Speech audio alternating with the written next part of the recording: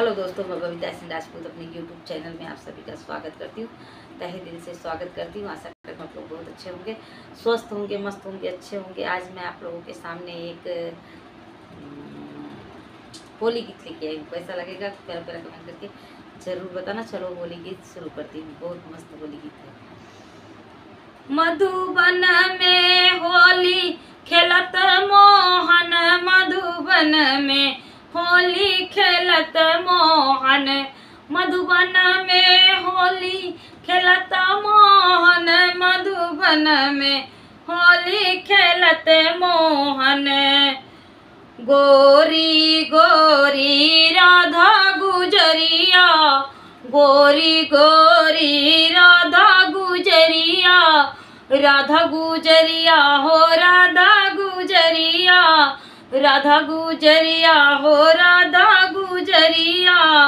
काले हैं मेरे मोहन, काले हैं मेरे मोहन, मधुबन में होली खेलत मोहन, मधुबन में होली खेलत मोहन, मधुबन में होली खेलत मोहन।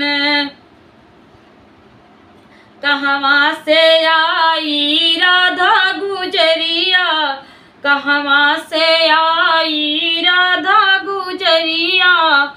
अरे कहवा से आए यशोदा के ललन, मधुबन में होली खेलत मोहन।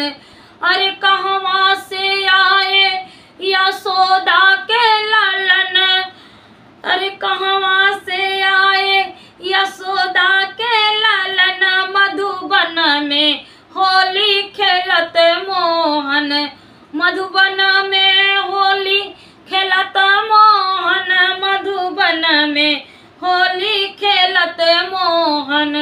बरसाने से आई राधा गुजरिया, बरसाने से आई राधा गुजरिया, राधा गुजरिया हो राधा गुजरिया, राधा गुजरिया हो राधा गुजरिया। गोकुल से आए यशोदा के ललन, मधुबन में होली खेलत मोहन।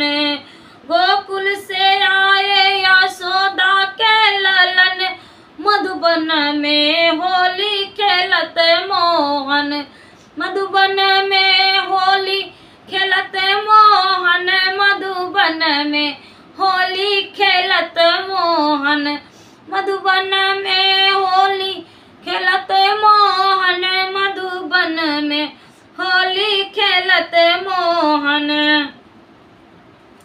सखिया के संग आई राधा गुजरिया, सखिया के संग आई राधा गुजरिया, राधा गुजरिया हो राधा गुजरिया।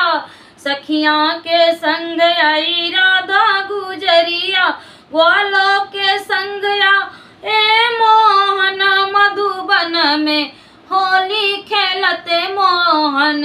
अरे ग्वालों के संग में आए मोहन, मधुबन में होली खेलत मोहन,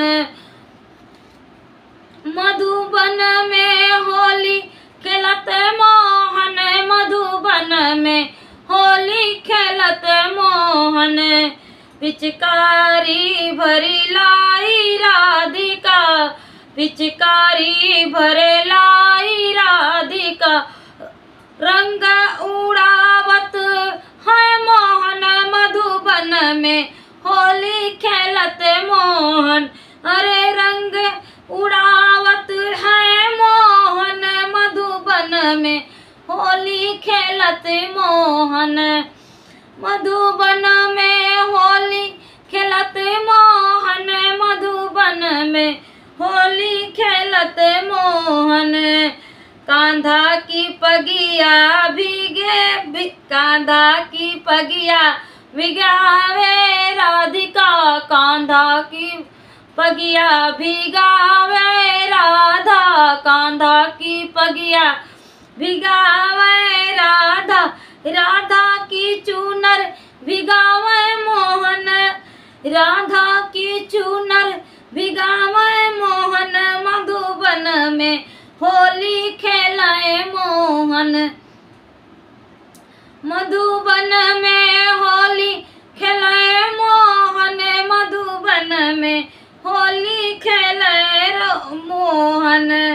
रंग लगाई गई राधा गुजरिया, रंग लगाई गई राधा गुजरिया। कदम ठाड़ हंसाए मोहन, कदम पे ठाड़ हंसाए मोहन। मधुबन में खेलाए, मधुबन में होली खेलाए मोहन। कदम पे ठाड़ हंसाए मोहन, मधुबन में होली खेलाए मोहन। Thank you. कैसा लगा होली गीत? प्यारा प्यारा कमेंट करके जरूर बताना। गला बैठ गया है दोस्तों, इसकी वजह से जो भी गलती हुई होगी वीडियो में उसको क्षमा करना। Thank you.